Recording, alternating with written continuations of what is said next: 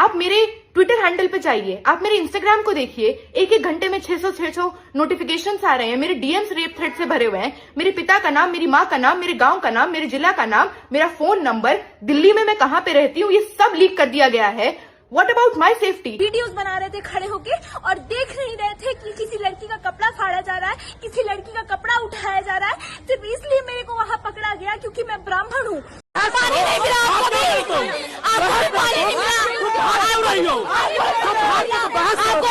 मिला। ये पिछले 1 महीने से अलग अलग प्रोटेस्ट्स में घूम करके SC ST OBC छात्रों को छुआछूत की घिनौनी प्रैक्टिस को रेफर करते हुए पूछ रही हैं कि तुम लोगों ने 5000 साल से पानी नहीं पिया है, लगता है तुम सबको पानी पिलाना पड़ेगा। जो ये डफली गैंग है, ब्रेकिंग इंडिया फोर्सेस है, इनका चेहरा दोबारा देश में उजागर हुआ कि किस प्रकार महिलाओं के साथ ये दुर्व्यवहार करते हैं। कि थाने के अंदर नेहा और अंजलि नाम की जो आयशा की नेता है, महिला नेता है, उन लोगों को मां की गाली देते हुए पुलिस वालों के सामने ये कहा जा रहा है कपड़े उतार। चेता रहा है ये इंद्रेश द्विवेदी कि फिर महाभारत कर देंगे। अभी हम तसल्ली इसलिए कर रहे हैं कि डीसीपी साहब से बात हुई है। पूरी डिग्री ली है, मैंने कोर्स करा है, मैंने पूरा कोर्स करने के बाद जो है इंटर्नशिप करा है। किस साल का है आपका कोर्स? मेरा 21 के बाद का है, 21-22 का है। अब से 23 होगा। हाँ, अब उतना याद नहीं रहता है ना। कि एक युवक ने मेरा नाम पूछा, अपना नाम बताओ, मैंने बताया रुचि, मैंने सिर्फ रुचि कहा। फिर उसने बोला पूरा नाम, मैंने फिर बोला रुचि, बोला पूरा नाम, फिर मैंने बोला रुचि, उन्होंने बोला पूरा नाम। ये लोग मारपीट, हमारे लोगों के साथ धक्का मुक्की करने लगे, तो हमारे लोगों ने उनको साइड किया। मतलब बहुत सारे स्टूडेंट उसको साइड करने में चले गए। कहीं कोई मारपीट, कहीं कुछ भी इस तरह का नहीं हुआ है। कि चलिए, आपको बहुत शौक है लोगों को धक्का देने का, मैडम आइए आपको थाने लेकर के चलते हैं, देखते हैं कि आप कितना धक्का देंगी। ये आपको वीडियो में सुनाई देगा। जितना तुम डबली बजाकर आजादी मांगोगे, हम बजाकर आजादी देंगे और सही ढंग से। अभी ड्यू में आजादी दी है, अगर अभी भी नहीं सुधरोगे तो अगली बार जेएनयू में घुस के ब्राह्मणवादी से आजादी देंगे और सही ढंग से आजादी देंगे। आज की कहानी दिल्ली की। जी हाँ, इसलिए क्योंकि दिल्ली बना जाति का अखाड़ा। किस ओर जा रहा है देश, ये एक बड़ा सवाल है। दिल्ली विश्वविद्यालय का नॉर्थ कैंपस, जहां कभी बहसें किताबों के पन्नों पर होती थीं, अब वहां पहचान की राजनीति सड़क पर उतर आई है। नमस्कार, मेरा नाम हैदर अब्बास नकवी है और आप लोग मुझको इस वक्त दा स्वतंत्र पर देख रहे हैं। ये बात शुरू होती है 13 फरवरी को। यूजीसी की इक्विटी रेगुलेशन के विरोध में हो रहा प्रदर्शन अचानक हिंसक झड़प में बदल गया। पानी नहीं मिला आपको भी, आपको पानी नहीं मिला, पानी नहीं मिला, पानी पिलाओ, पानी पिलाओ,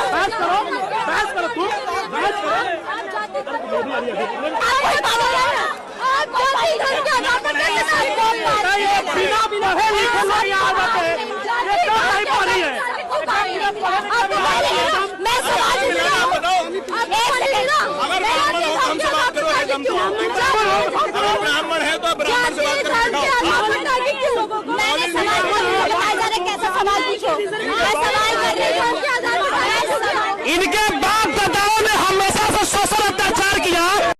एक तरफ थी यूट्यूब पत्रकार रुचि तिवारी, दूसरी तरफ वामपंथी छात्र संगठन all India student association Ayesha के कार्यकर्ता। देखते ही देखते आरोप प्रत्यारोप, जाति की पहचान और राजनीति नारेबाजी ने माहौल को आग की तरह भड़का दिया। क्या हुआ उस दिन? रुचि तिवारी यूट्यूबर का दावा है कि वो सिर्फ कवरेज के लिए पहुंची थी। उनका आरोप है कि उनसे नाम और जाति पूछी गई, गला दबाया गया, कपड़े फाड़े गए और आभ्रता की गई। मेरा नाम रुचि तिवारी है और ड्यू में एक प्रोटेस्ट चल रहा था, मैं उस प्रोटेस्ट को कवर करने आई थी। मैं एक मीडिया वाले से बेसिकली बात कर रही थी, अपनी बात रखने की कोशिश कर रही थी। मैं उससे कुछ पूछ रही थी और पीछे से अचानक से कुछ गुंडों का जो है गुट आता है और मेरे ऊपर हमला करता है, जिसमें से कई सारी लड़कियां भी होती हैं, कई सारे लड़के भी होते हैं और मेरे को बोला जाता है तू ही है ना वो जो कल जंतर मंतर में दिखी थी, तू ही है ना वो। मेरे पे हमला करते हैं, मेरा हाथ पकड़ते हैं, मेरा गला पकड़ते हैं, मेरे बाल खींचते हैं और मेरा गला दबाने की कोशिश करते हैं। मेरे साथी जो है मुझे बचाते हैं। मेरे साथी के ऊपर लड़कियां वहां जो उनके साथ आई हुई थी वो एलिगेशंस लगाती हैं कि ये लड़की को छूने की कोशिश कर रहा है, लड़की को थप्पड़ मारने की कोशिश कर रहा है। मैं लड़कियों को हटाने की कोशिश करती हूँ तो वो जबरदस्ती आगे गिरती हैं मेरे और बोलती हैं इसने लड़की को गिराया है। मेरे को बोलती हैं कि इसने लड़की को गिराया है। विमेन कार्ड खेलती हैं एक लड़की के सामने, फिर उठती हैं, फिर मेरा गला दबाने की कोशिश करती है। मेरे साथी जैसे तैसे वहां से निकलते हैं, मुझे निकालते हैं, मेरे कपड़े उठाने की कोशिश वो लोग करती हैं। फिर उसमें लड़के भी थे शामिल जो उनके ही गुट के थे और उन्होंने भी मेरे कपड़े उठाए। फिर वहां से जैसे तैसे हम लोग निकलते हैं। मैं अपनी साथी की खोज में रोड पे जाती हूँ, मेन रोड पे जहाँ पे सारे मीडिया वाले पहुंचे रहते हैं। मेरे को लगता है कि उन्होंने उनको पकड़ के मारपीट तो नहीं शुरू कर दी। मैं उनको ढूंढने जाती हूँ वहां पे तो वो तो नहीं मिलते, लेकिन उन्होंने मेरे को पकड़ लिया होता है और वहां से फिर से मेरे को पकड़ के कि ये वही लड़की है, पकड़ो इसे मेरे को पकड़ता है। फिर मेरा गला दबाते हैं। वही 4-5 मोटी मोटी लड़कियां होती हैं और कुछ लड़के होते हैं। वहाँ करीब 150-200 का ग्रुप होता है। जो लोग प्रोटेस्ट कर रहे होते हैं वो लोग प्रोटेस्ट करने आए थे या गुंडागर्दी करने आए थे, ये मुझे नहीं पता। मुझे पकड़ते हैं, एक लड़की का कपड़ा फाड़ते हैं, वीडियो बनाते हैं। वहां सब लोग, मैं चिल्ला रही होती हूँ कि मुझे बचाओ, कोई यहाँ से निकालो, कोई सामने नहीं आता है। मैं खुद अपने हाथ से अपना बचाव करती हूँ उन लड़कियों से जो लड़कियां मेरे हाथ पकड़ी होती हैं। पीछे से एक ने मेरे को पकड़ा होता है, एक ने मेरा गला पकड़ा होता है। मैं अपने बचाव में एक लड़की का हाथ पकड़ती हूँ तो वो चिल्ला रही होती है मुझे इससे निकालो, मुझे इससे बचाओ। मैं अपना बचाव भी नहीं कर सकती हूँ।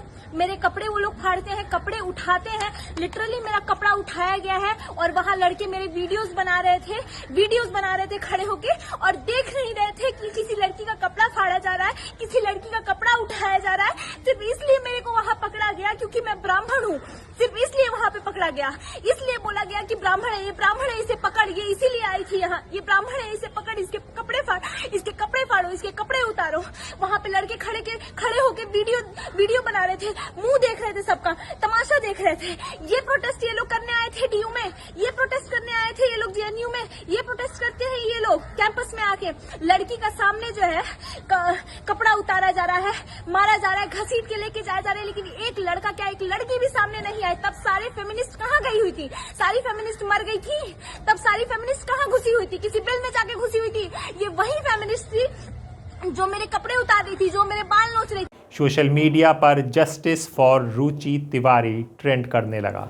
तो क्या आपको लगता है कि ये ट्रेंड अचानक करने लगा या ये सब प्री प्लान था कि जहां पर भी कोई विरोध हो रहा हो, जहां पर भी कोई प्रोटेस्ट हो रहा हो, वहां पर जाकर तुम भड़काने वाले सवाल पूछो और फिर एक विक्टिम कार्ड खेलो? जी हाँ, वीडियो क्लिप्स वायरल हुई और घटना को मॉब लिंचिंग तक कहा गया। आज जी मामला ये है कि हमारी एक राष्ट्रवादी पत्रकार है जिसका नाम रुचि तिवारी है। वो कवर करने आई थी प्रोटेस्ट जो हो रहा था यूजीसी के अगेंस्ट में कि यूजीसी को बहाल कराया जाए। उसके अंदर में वामपंथियों के द्वारा रुचि तिवारी को मॉब करने की कोशिश की गई, मॉब लिंचिंग करने की कोशिश की गई। उसका गला दबाया गया, कुछ महिलाओं और कुछ पुरुषों के द्वारा उसके ऊपर पे हमला किया गया, उसको थप्पड़ मारा गया, उसकी जान भी जा सकती थी। अभी भी लड़की पिछले 4 घंटे से हम लोग यहाँ थाने में हैं और वो एमएलसी के लिए गई हुई है, अभी तक भी आ नहीं पाई है। तो इस बात को समझने की बहुत आवश्यकता है। मैं आज देश की तमाम सरकारों से, विपक्ष से और तमाम जिम्मेदार व्यक्तियों से एक बात पूछना चाहता हूँ, क्या यूजीसी के नाम पर सवर्णों का नरसंहार कराने की मंशा पाल कर बैठे हो क्या? मतलब सवर्णों का इस प्रकार से अपमान होगा इस देश के अंदर में। और सवर्ण पत्रकार, अभी परसों हमने देखा दीपक शर्मा नामक पत्रकार को जंतर मंतर पर मॉब करने की कोशिश की गई, मारने की कोशिश की गई, और आज रुचि तिवारी के साथ ये काम हो रहा है। इस तरीके से अगर देश के अंदर में पत्रकार सुरक्षित नहीं रहेंगे, महिलाएं सुरक्षित नहीं रहेंगी, सवर्ण सुरक्षित नहीं रहेंगे, तो कहां जाएंगे हम लोग? ये सरकारों को दिखाई नहीं दे रहा है क्या? और अगर सरकारों को दिखाई नहीं दे रहा है तो हम तो हमेशा भारत माता की जय के नारे लगाने वाले लोग हैं। और जब हमारी बहन बेटियों पे बात आएगी तो एक बात याद रख लेना, मैं वामपंथियों को बता दूं, ये मनुवादी बोल रहा है, यत्र नारी पूज्यन्ते रमन्ते तत्र देवता वाला आदमी बोल रहा है कि अगर हमारी बहन बेटियों का अपमान होगा तो महाभारत कर देंगे। चिता रहा है ये इंद्रेश द्विवेदी कि फिर महाभारत कर देंगे। अभी हम तसल्ली इसलिए कर रहे हैं कि डीसीपी साहब से बात हुई है। डीसीपी साहब ने हमें आश्वासन दिया है कि एफआईआर होगी और कार्यवाही होगी। अगर एफआईआर नहीं होती है और कार्यवाही नहीं होती है और हमारी महिला जो पत्रकार है जिसके साथ में ये निर्ममता की गई है, अगर उसको न्याय नहीं मिलता है तो फिर हम लोग भी आंदोलन करेंगे और जरूर करेंगे और सरकार के खिलाफ होगा। समझ सकते हैं आप, एक अपने आप को जो पत्रकार बता रहे हैं और फिर उसके साथ ऐसी घटना तो दुखद है, लेकिन उसके पीछे की कहानी क्या है कि अचानक सब ट्रेंड करने लगा और अचानक रुचि तिवारी के साथ पूरी एक कम्युनिटी खड़ी हो गई, वो कम्युनिटी जो गोदी मीडिया के साथ भी जुड़ी हुई है। तो ये सब कोई इत्तेफाक नहीं हो सकता है, ये सब प्री प्लान्ड है और ऐसा हमने कई प्रोटेस्ट कई धरनों में देखा है। उन सब पर बात हो चुकी है। आज बात आपको बताते हैं आखिर कौन है रुचि तिवारी। रुचि तिवारी खुद को, जी हाँ ये शब्द को ध्यान रखिएगा, खुद को कोई और नहीं मानता, वो खुद को ग्राउंड रिपोर्टर और पत्रकार बताती हैं। एक पत्रकार ने उनसे पूछा कि आपने कब ग्रेजुएशन की, तो वो फंबल कर गई, कहने लगी 2021-22। उसने कहा 2022-23 का, कहने लगी हाँ याद नहीं रहता। 2021-22 की भी अगर बात हुई हो तो अभी 2026 चल रहा है।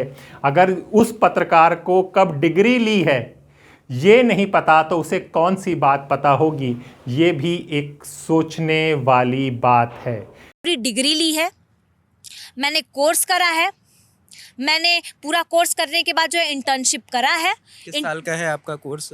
मेरा 21 के बाद का है, 21-22 का है। किस से 23 होगा? हाँ, अब उतना याद नहीं रहता है ना, तो अब मुझे ग्रेजुएशन करे भी जो है 2 साल हो, 2 साल ग्रेजुएशन के बाद क्या होगा आपने? नहीं वो उसके साथ साथ मैंने करा था। अच्छा, ग्रेजुएशन और जर्नलिज्म साथ में? हाँ, तो 1-1.5 साल हो गया मुझे भी, मैंने गैप लिया था। तो बहुत सारी चीज़ें होती हैं, अब ध्यान में नहीं रहता है। लेकिन आपको डिग्री चाहिए, मैं डिग्री भी दिखा दूंगी। लेकिन अगर आप मेरे ऊपर सवाल उठा रहे हो तो आप अपनी डिग्री दिखाना चाहोगे? जी हाँ, अपने आप को रिपोर्टर बताती हैं, वहीं ब्रेकिंग ओपिनियन नाम से यूट्यूब चैनल चलाती हैं। अब तक उनके चैनल में 467 वीडियो थे, अब कुछ ज़्यादा हो गए होंगे, जब हमने ये स्क्रिप्ट लिखी तब इतने थे। अपलोड हो चुके हैं और करीब 59,000 से ज़्यादा सब्सक्राइबर जुड़े हुए हैं। ये वो लोग जुड़े हुए हैं जो हिंदू मुस्लिम की राजनीति देखते हैं, ये वो लोग जुड़े हुए हैं जिनको मज़ा आता है टोपी दाढ़ी वाले को पाकिस्तानी और गद्दार कहना, ये वो लोग जुड़े हुए हैं जो दलित पीडीए समाज का मजाक जो उड़ाता है उसके साथ जुड़ जाते हैं। उनके वीडियो में राजनीति, धर्म, जाति, आरक्षण, विरोध प्रदर्शन और जन भावनाओं से जुड़े मुद्दे प्रमुखता से दिखते हैं। उनकी रिपोर्टिंग का अंदाज तेज सवालों से भरा और अक्सर राष्ट्रवादी दृष्टिकोण से प्रेरित नजर आता है। नमस्कार, मैं रुचि तिवारी और अभी तक जो है मेरी सारी वीडियोस आपके फीड में आ रही होंगी। कुछ लोग मेरे सपोर्ट में वीडियोस बना रहे हैं, कुछ लोग मेरे जो है अगेंस्ट विरोध में वीडियो बना रहे हैं और कुछ लोग फेक नैरेटिव जो है फैला रहे हैं। इतना कुछ होने के बाद भी फॉल्स नैरेटिव्स जो हैं सोशल मीडिया पे चल रहे हैं।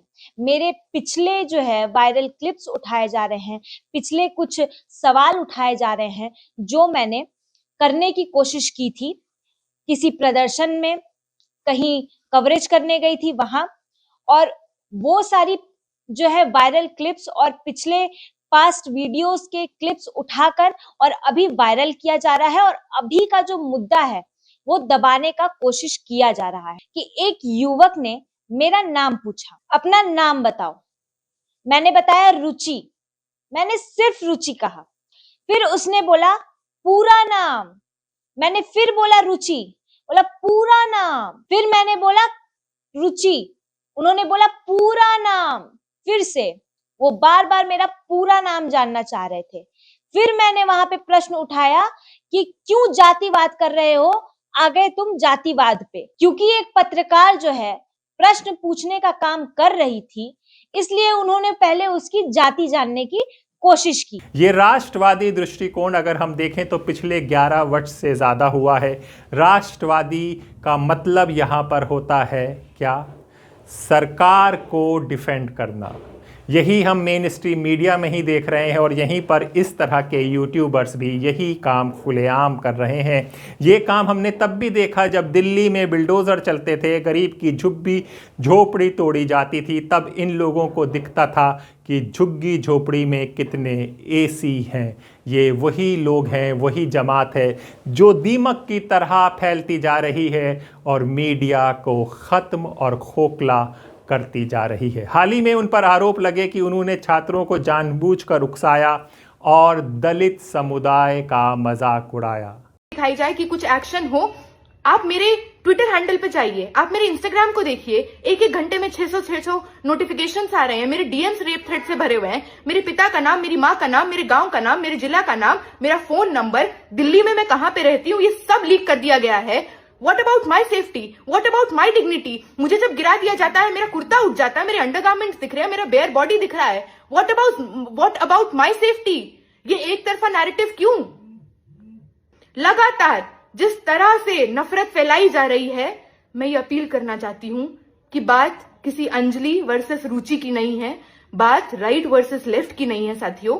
बात एक तरफा उन लोगों की है जो चाहते हैं समाज में बराबरी, समता और डिग्निटी से एक समुदाय जिसको सदियों से शोषण किया गया है, दबाया गया है, उनके पक्ष में कानून आए, बेहतर कानून आए। और एक तरफा उनकी बौखलाहट है जो चाहते हैं कि दमन करना। जी हाँ, गरीब, पिछड़ा, दलित इन लोगों को चुभता है, उसका मजाक ये कहीं पर भी उड़ा देते हैं। उनके एक यूट्यूब शॉर्ट्स का शीर्षक था आरक्षण चाहिए लेकिन जातिवाद मत करो। यानी उनके कंटेंट ने पहले भी बहस और विवाद दोनों को जन्म दिया है। जैसा कि हमने आपको बताया है कि ये लोग सिर्फ विवाद, जहां हम 2026 में तरक्की और एआई की बात कर रहे हैं, वहां पर ये जाति, धर्म, हिंदू, मुसलमान से करके व्यूज़ बटोर रहे हैं, सब्सक्राइबर बटोर रहे हैं। शायद यही रील्स वाले हैं जिनके लिए मोदी जी कहते हैं कि हमारे रील्स वाले भी कमाने लगे हैं। इस सस्ते डेटा का सबसे ज्यादा फायदा बिहार के मेरे नौजवानों ने उठाया है। ये जो रील्स पर रील्स बन रही है ना, सारी क्रिएटिविटी दिख रही है, उसमें भाजपा और एनडीए की नीतियों का बहुत बड़ा योगदान है। बिहार के बहुत सारे युवा इंटरनेट से अच्छी खासी कमाई भी कर रहे हैं। जी हाँ, वहीं पर हम आपको बता दें प्रतिद्वंदी छात्र संगठनों का क्या कहना है। अखिल भारतीय विद्यार्थी परिषद एबीवीपी ने इस घटना के लिए वामपंथी छात्रों को जिम्मेदार ठहराया। देखिए, पूरी कहानी साफ हो चुकी जाती है। एक पत्रकार जाति का मुद्दा उठाता है, वहीं पर बीजेपी से ताल्लुक छात्र संगठन एबीवीपी उसका समर्थन कर देता है। तो कहानी में अब कुछ कहने को बचा नहीं है कि ये किसके सहारे किया जाता है और इनके ऊपर किसका हाथ होता है, क्योंकि बीजेपी की राजनीति भी इसी पर आधारित है और इसी पर निर्भर करती है।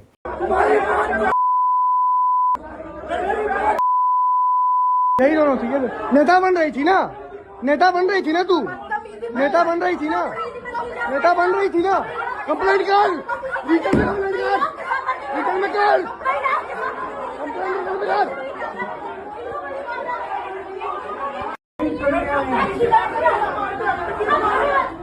अंदर करो, इसे भी ये दोनों थी, ये दोनों थी, दोनों थी।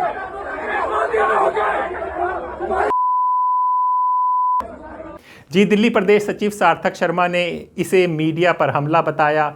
उनका कहना है कि ये कायराना हरकत वामपंथी राजनीति का असली चेहरा दिखाती है, जिसे डीयू के छात्र पहले ही खारिज कर चुके हैं।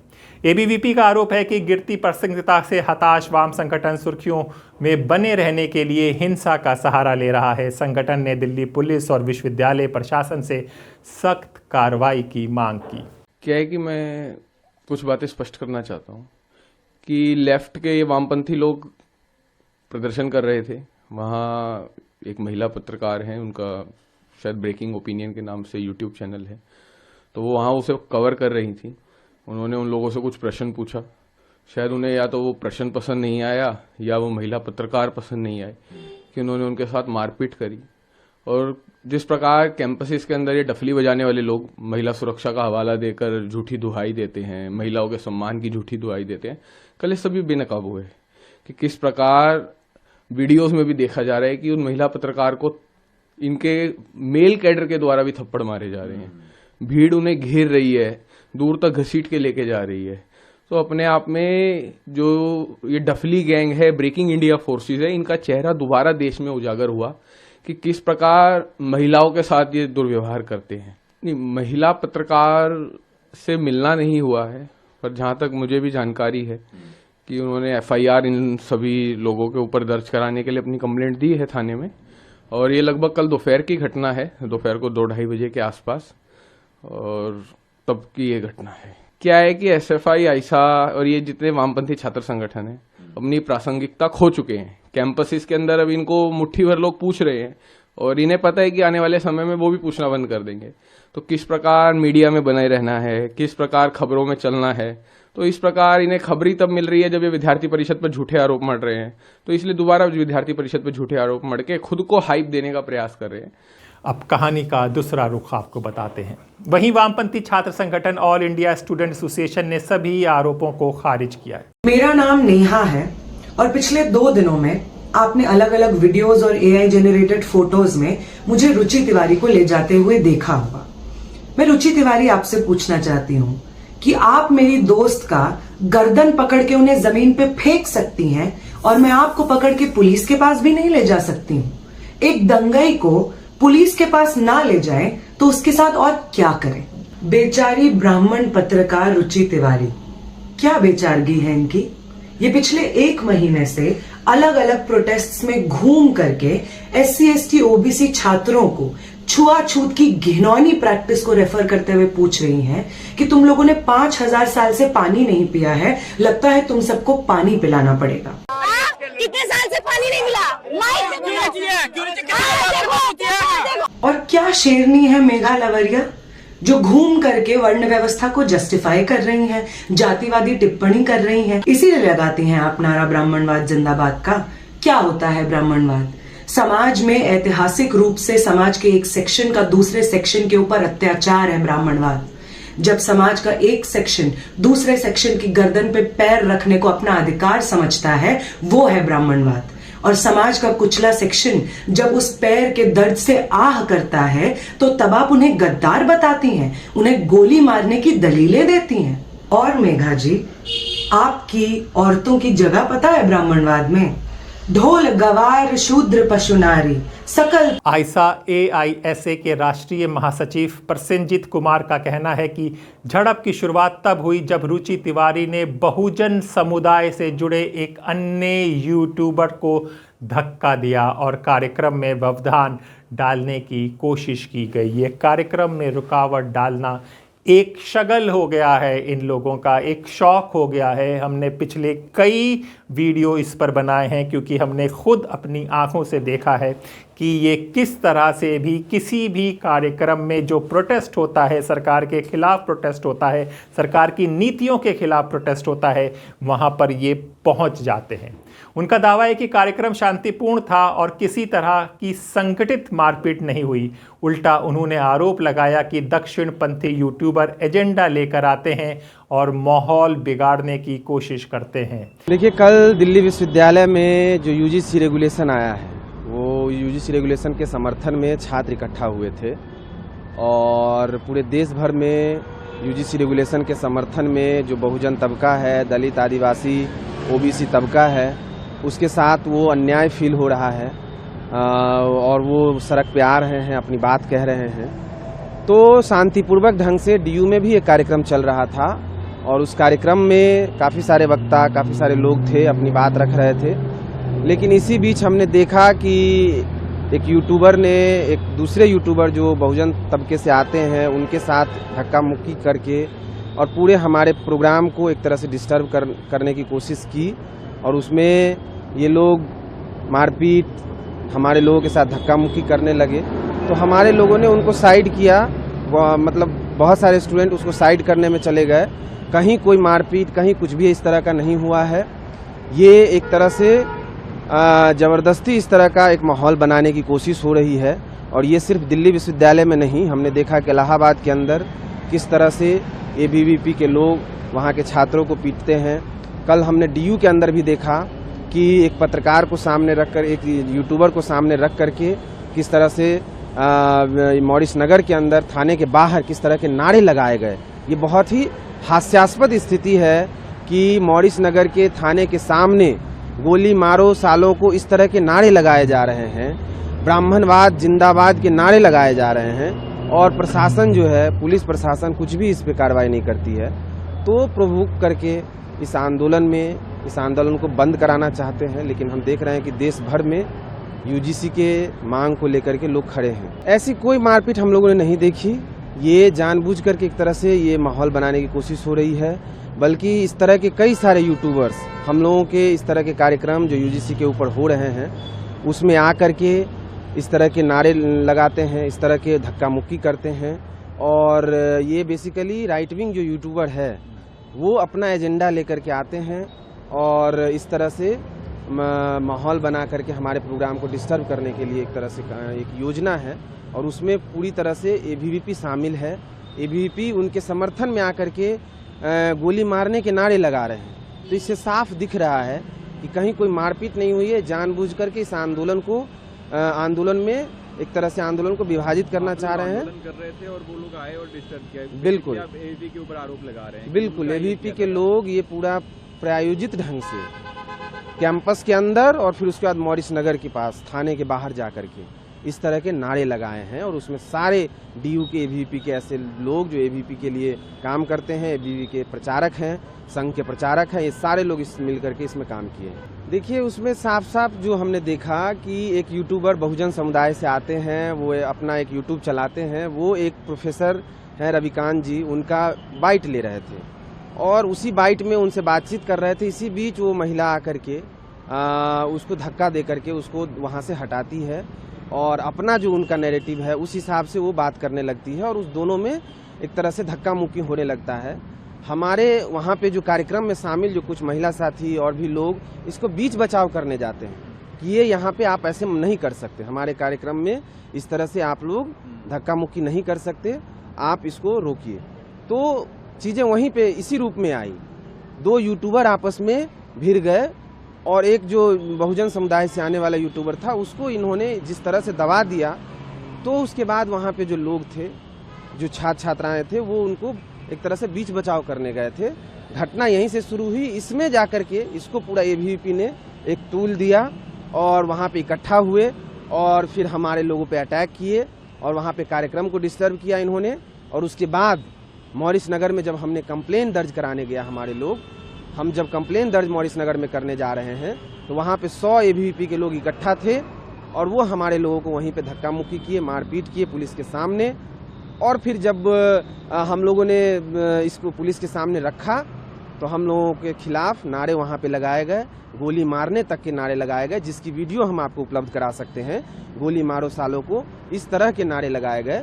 तो ये साफ साफ पुलिस के सामने, सबके सामने हो रहा है। ये एक तरह से पुलिस प्रशासन की यहाँ की जो नाकामी है उसको भी दिखा रहा है, और सत्ता संरक्षित जो पूरा गैंग है वो किस तरह से इस आंदोलन पे हमला करना चाहते हैं, हमला कर रहे हैं। न केवल डीयू में, देश के और हिस्सों में, इलाहाबाद यूनिवर्सिटी में भी हमने देखा। तो ये लगातार इस तरह से कर रहे हैं। जी हाँ, AISA ने पुलिस पर भी निष्क्रियता का आरोप लगाया है। उनका कहना है कि पुलिस उन पर कार्रवाई नहीं कर रही थी, उल्टे हम ही लोगों को कटघरे में डाल रही थी। आखिर समझना होगा UGC इक्विटी रेगुलेशन क्या है। जिस मुद्दे पर यह प्रदर्शन हो रहा था वो था university grants commissions promotions of equity in higher education institution regulations 2026। इन नियमों को उच्च शिक्षण संस्थानों में SC, ST और OBC छात्रों के खिलाफ जातीय भेदभाव रोकने के लिए लाया गया था, लेकिन पिछले महीने सुप्रीम कोर्ट ऑफ इंडिया ने इन 2026 के नियमों पर रोक लगा दी। अदालत ने कहा कि प्रथम दृष्टया से ये प्रावधान स्पष्ट है और इनके दुरुपयोग की आशंका है। जब तक अगला आदेश ना हो 2012 के पुराने नियम ही लागू होंगे। यानी जिस मुद्दे पर छात्र सड़क पर उतरे थे वो खुद कानूनी जांच के दायरे में है। कि चलिए आपको बहुत शौक है लोगों को धक्का देने का मैडम, आइए आपको थाने लेकर के चलते हैं, देखते हैं कि आप कितना धक्का देंगी। ये आपको वीडियो में सुनाई देगा। ये सब चीजें ऑन रिकॉर्ड आपको वीडियो में सुनाई देंगी, हम आपको रिकॉर्ड देंगे। आई थिंक आपके पास होगा भी ऑलरेडी। ये आपको क्या चीजें नहीं सुनाई देती हैं, क्या चीजें रिकॉर्ड पे नहीं है, ये भी बहुत इंपॉर्टेंट है। रिकॉर्ड पे ये नहीं है कि किसी ने भी उस पूरे प्रोटेस्ट के दौरान उस महिला से ये पूछा हो कि तुम्हारा सरनेम क्या है, तुम कौन सी जाति से आती हो, तुम ब्राह्मण हो इसलिए तुम्हें मारेंगे। आई चैलेंज हर कि आप जो झूठ की कहानियां रच रही हैं कल से, I dare you to substantiate those things with video evidence and audio evidence. I challenge you. दूसरी चीज जो वो कह रही है कि उनके कान में बोला जा रहा है कि तुम्हें नंगा परेड करेंगे। हम में से कोई भी व्यक्ति ये नहीं समझता है कि वो एक ऐसी इंसान है जिनके साथ एक रीजनेबल डायलॉग हो सकता है। हम उनसे जो भी बात कर रहे थे वो खुले तौर पे कैमरा में बात कर रहे थे। मैं कह रही थी कि तुम बहुत शौक है तुम्हें धक्का देने का, चलो तुम्हें थाने लेके चलते हैं। दूसरी हमारी साथी कह रही थी कि तुमने धक्का दिया है ना, तुमने धक्का दिया है। तो वो महिला कहती है ब्राह्मण हूं मैं, इसलिए मेरे साथ कर रहे हो। तो कहती है ब्राह्मण हो, हमें क्या पता तुम ब्राह्मण हो। ये चीजें ऑन रिकॉर्ड है। वो जो तमाम दलीलें दे रही हैं वो कहीं वीडियो में अवेलेबल नहीं है, ऑडियो में अवेलेबल नहीं है। ये बिल्कुल चिंता का विषय है और इसका कोर वहीं से आता है कि जब ये लोग प्रोटेस्ट कर रहे थे तो हम में से किसी एक इंसान ने इनके ऊपर पत्थर भी नहीं फेंका। हम इनसे डिसएग्री करते रहे, कैमरा पे जाकर के अपनी दलीलें देते रहे, लेकिन हम में से कोई इनके प्रोटेस्ट पे पहुंच करके इनके ऊपर हाथ नहीं उठाता है, पत्थर नहीं मारता है, इनको जमीन पे घसीटता नहीं है, क्योंकि ये हमारे आइडियल्स हैं। जिस यूजीसी के प्रावधान की मांग हम कर रहे हैं, उस यूजीसी के प्रावधान और उस समानता के प्रावधानों की मांग का इंस्पिरेशन हम लोग बाबा साहेब अम्बेडकर, सावित्रीबाई फुले से लेते हैं। और उन्हीं की राजनीति हमें सिखाती है कि आप जब किसी से डिसएग्री करते हैं तो आप उनसे सिर्फ डिसएग्री करते हैं, उनको मिट्टी में मिला देना, देश के गद्दारों को गोली मारो सालों को, ये बोला है इनके लोगों ने कल मॉरिस नगर पुलिस स्टेशन के सामने। इस तरीके के नारे हमारे नारे नहीं होते हैं। जी हाँ, अंत में हम यही कहेंगे, दिल्ली विश्वविद्यालय की ये घटना सिर्फ एक पत्रकार और छात्र संगठनों की झड़प नहीं है जी, ये उस बड़े टकराव की तस्वीर है जहां मीडिया, छात्र राजनीति, जाति, चुनावी माहौल सब एक ही फ्रेम में आ खड़े हुए हैं। सवाल अब वही है, क्या ये सच की लड़ाई है या नैरेटिव की? क्या ये सामाजिक न्याय की बहस है या राजनीतिक ध्रुवीकरण की तैयारी? दिल्ली का कैंपस अगर विचारों का मंच बने तो लोकतंत्र मजबूत होगा, लेकिन अगर वो पहचान की जंग का अखाड़ा बन जाए तो उसकी गूंज सिर्फ विश्वविद्यालय तक सीमित नहीं रहेगी, देश की राजनीति तक जाएगी। जी हाँ, आयशा का कहना है कि झड़प की शुरुआत तब हुई जब तिवारी ने एक अन्य पत्रकार का फोन छीनने की कोशिश की।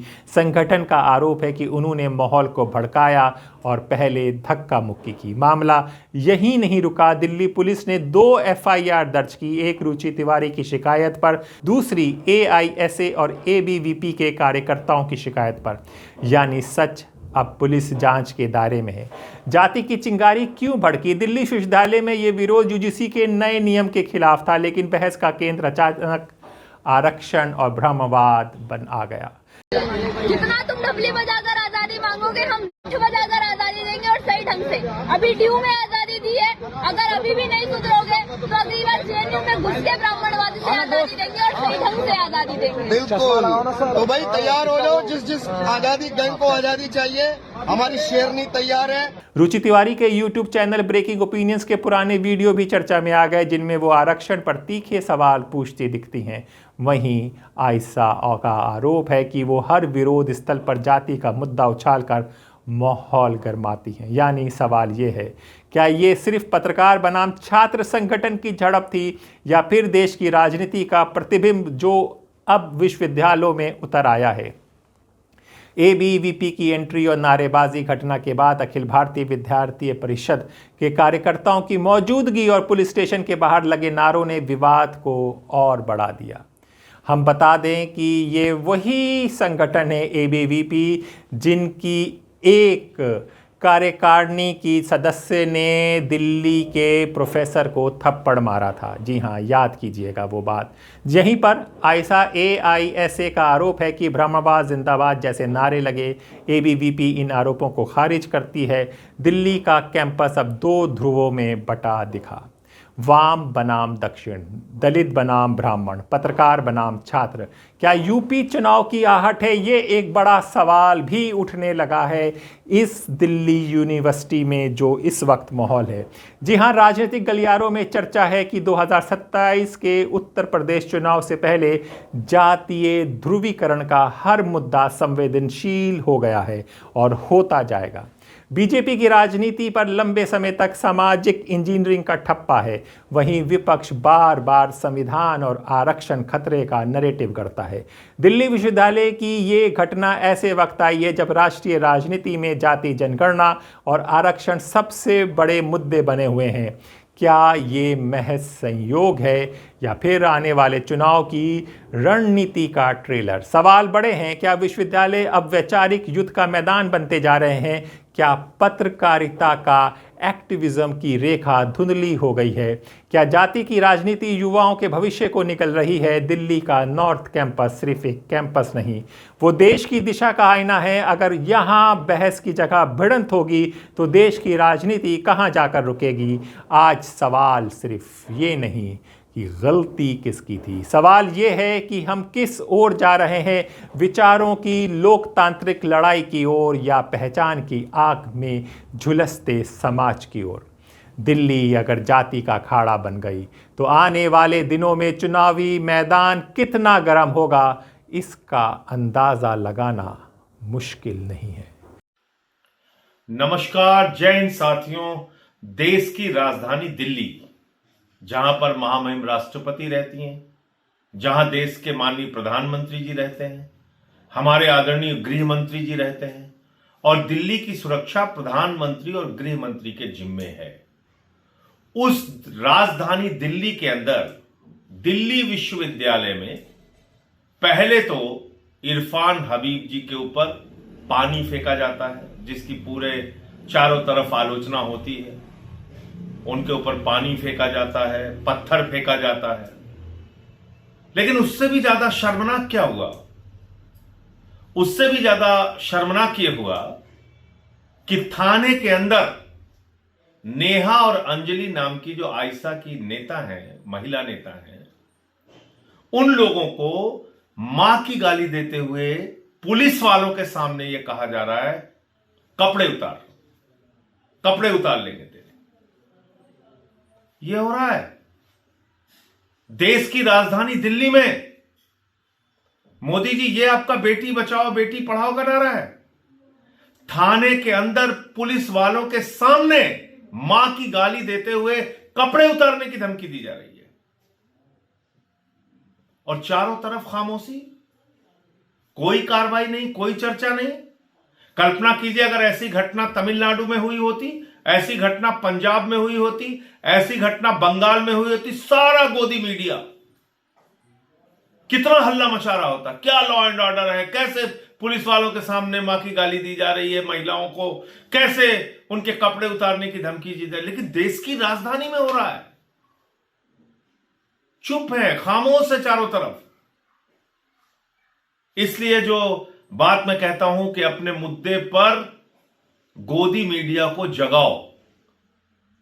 कल भी हमने यह अभियान चलाया, आज भी मैं कह रहा हूं, जागो मोदी के गोदी। और ये इतनी बड़ी घटना पे तुम्हारी खामोशी ये बताती है कि तुमको वास्तव में किसी के प्रति कोई सम्मान नहीं है, सिर्फ और सिर्फ नरेंद्र मोदी और उनकी सरकार की चमचागिरी करनी है और अपने आप को गोदी मीडिया के रूप में पूरी दुनिया में प्रतिष्ठित करना है। इस गोदी मीडिया के सोच से, उसके विचार से बाहर निकलो और जो कुछ भी घटित हो रहा है आपके आसपास और खासतौर से दिल्ली में, कम से कम उसके बारे में चर्चा करना शुरू करो। जय हिंद। और आप जानना चाहेंगे इन सब के बाद हुआ क्या? इन सब के बाद वही हुआ जो सरकार चाहती थी, सरकार की मंशा थी। जैसा कि हमने आपको बताया था कि ये सरकार द्वारा ही किए गए लोग हैं जो अपने आप को पत्रकार बता रहे हैं। अब दिल्ली यूनिवर्सिटी में कोई प्रोटेस्ट, कोई मीटिंग नहीं होगी। ये नोटिस पढ़ लीजिए और हमको इजाज़त दीजिए। तो जो भी होगा दास स्वतंत्र पर बताया जाएगा। अपने दोस्त हैदराबाद नकवी को इजाज़त दीजिए, फिर होगी मुलाकात ऐसी किसी चर्चा के साथ। तब तक के लिए नमस्कार।